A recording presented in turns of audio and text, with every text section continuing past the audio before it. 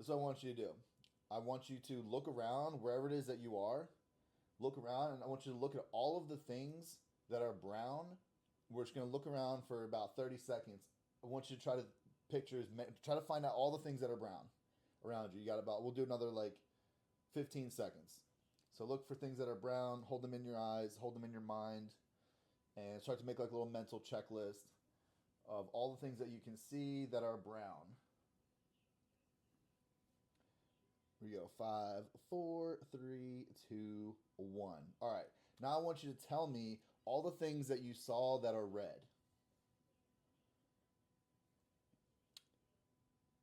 Can you think of anything that is red? Without looking again, tell me all the things that you can just off the top of your head, things that are red. And the reality is you probably didn't see anything that's red because you chose to see brown. That was the assignment. See brown. See brown. And then your brain didn't pick up on anything that was red. And in fact, you probably saw some things in your mind that you convinced yourself that are brown that aren't actually brown. So how many things around that are kind of like a dark tan or a beige or in the brown family that aren't actually brown, but you told yourself they're brown because you want to feel like a winner. So there's lots of things that you said are brown that aren't actually brown. And really what we're trying to do is see red. So that's the mindset that a lot of people take. Everything that we just talked about, that's the victim mindset. Seeing brown when the assignment is really to see red. The point is you're going to see whatever it is you choose to see. So if you choose to see brown, you're going to see brown. And then you're going to lie to yourself about things that are brown that aren't actually brown. And then if you choose to see red, you're going to see red. And that's how it goes. So anything that you want to do in your life is mindset. So if you walk around life and you think, oh, poor me, I'm the victim, yeah, you're going to see all the things that make you the victim. Or you could say, you know what, I want to think of opportunities. I want to think of all the things. What are all the ways that this is possible? This crazy goal that I have, what are all the ways that it's possible? I'm going to look for all of the ways, and as long as I find one way as long as I find one way to find what's possible, that's all I need. But that's not how most people think. Most people think, oh, listen, you don't know. Listen, you don't know what it's like being black or brown or a woman or gay or straight. You don't know my struggles. Really? Why? Because I'm a white man? You think that no one struggles other than you? You think other people don't know struggle? The arrogance in that statement and that belief is crazy. Everybody knows struggle, okay? But it's what you do with that. It's how you go about your life and things that you choose to see. If you constantly see struggle, guess what you're going to constantly get? Struggle. If you constantly see opportunity, guess what you're going to get? Opportunity. And I'm saying that as someone who used to think like that. I'm not saying I've always thought like this and look at me, high and mighty. I changed my thinking, and when I changed my thinking, I changed my life. I had a very poor me mindset. I grew up in the projects. I grew up poor. I grew up sleeping on the floor. So my whole life, you don't know how hard it is. You don't know. It's like, bro, everybody's got a story. Okay, so what? So what? Everyone's got a story, and that kind of leads me into my next topic of should you change your training? Should you change your program around your period, around your cycle? This is kind of a hot topic on social media right now, and it's just for views.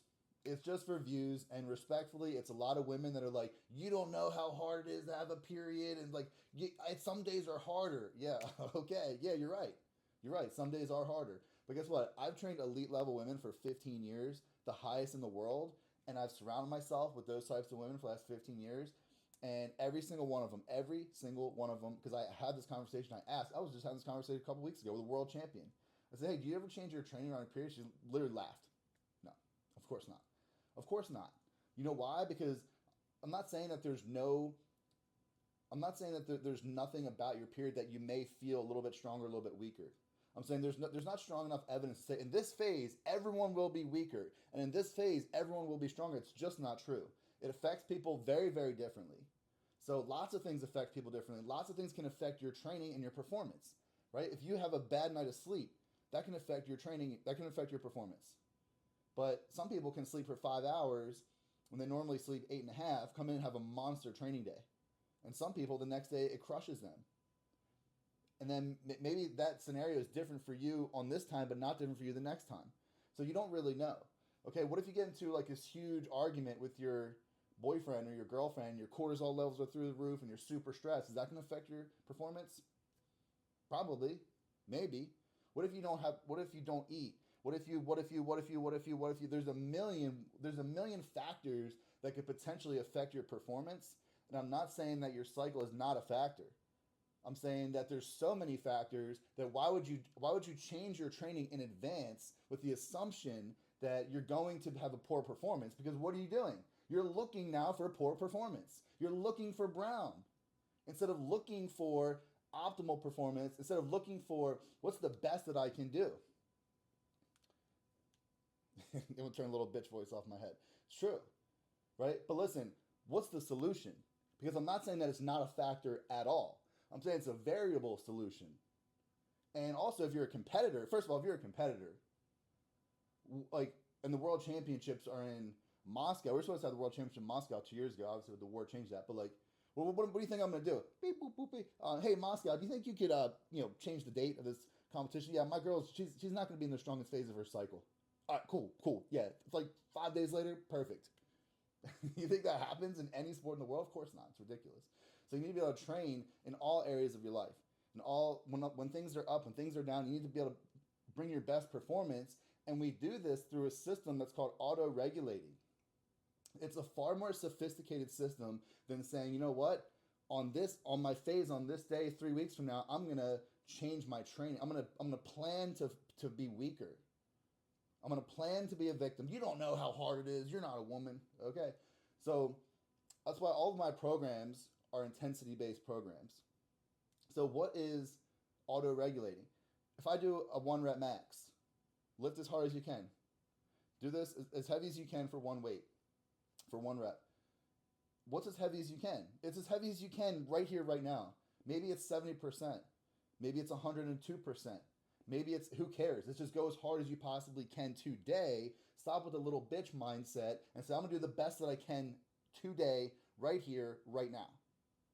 Do this AMRAP. Do as many reps as you possibly can with this weight. Okay, maybe on paper you can do 7, but today you only get 3.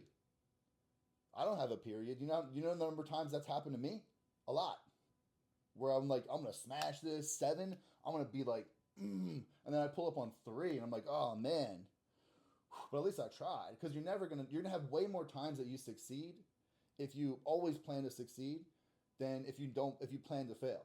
If you plan to fail on this day, you're going to fail every single time. If you plan to succeed no matter what, you're going to fail sometimes.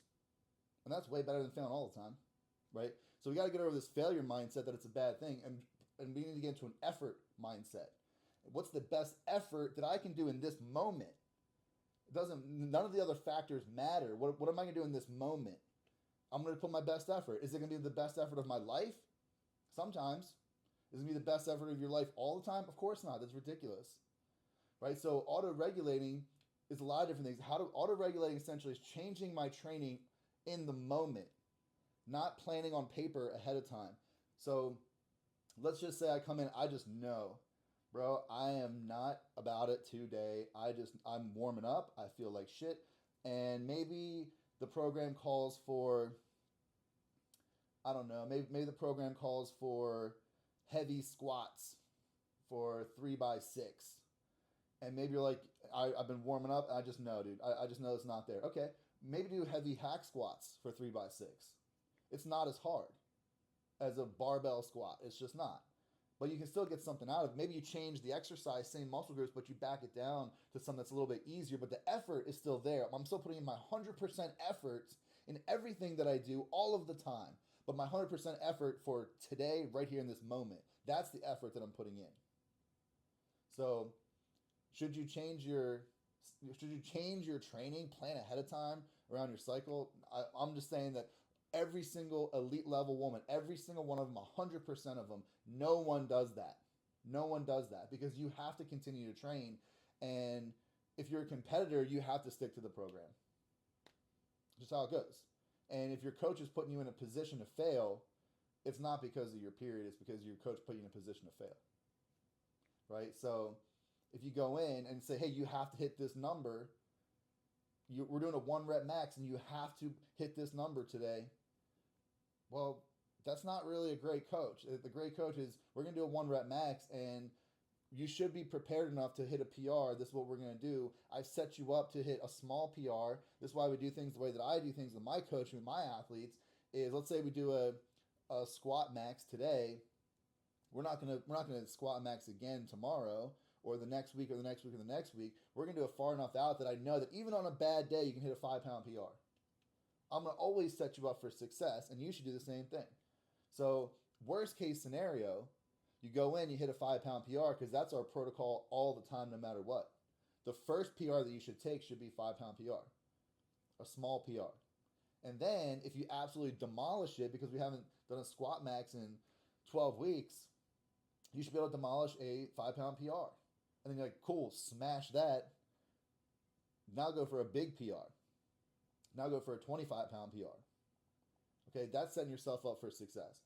So, and if you fail, let's say on a bad day, because let's say you do have some issues because of your period, you should still be able to, it's never going to be that bad where you can't hit a 5 pound PR when on paper you could do a 30 pound PR, right? It's never going to be that bad. So at least you hit the 5 pound PR. At least you can be like, I'm the best I've ever been, even on a bad day. Isn't that a way better way to approach life, especially if you're a competitor? That even when I'm on a bad day, I'm still a killer. Because if that's part of your training, where you think that you're going to go travel out of the country, especially, where you can travel to different time zones, you're going to travel all across the country, all across the world, different time zones, different foods. You're going to sleep in a different bed. That's not going to affect your training. That's not going to affect your performance. Of course it is, right? So if you have the mindset of none of this affects my performance, it doesn't matter. I'm going to do the best that I possibly can with getting my sleep, getting my nutrition, I'm going to do the best that I can all of the time. Then you can look back and be like, I did the best that I possibly could. So now I just need to show up to my competition and do the best that I can again, because that's it. And whether you're a competitor or not doesn't matter, right? It just doesn't matter. So short answer, no, it doesn't. Long answer, will it potentially affect some of the performance? Could, potentially, yeah, sure. But should you plan for that? No. You should develop the skills of auto-regulating and understanding that you need to put your best effort in every single day, no matter what, and that best effort on paper is going to do this over time. It's not going to be your best effort of your life every single day. Of course not. That's crazy.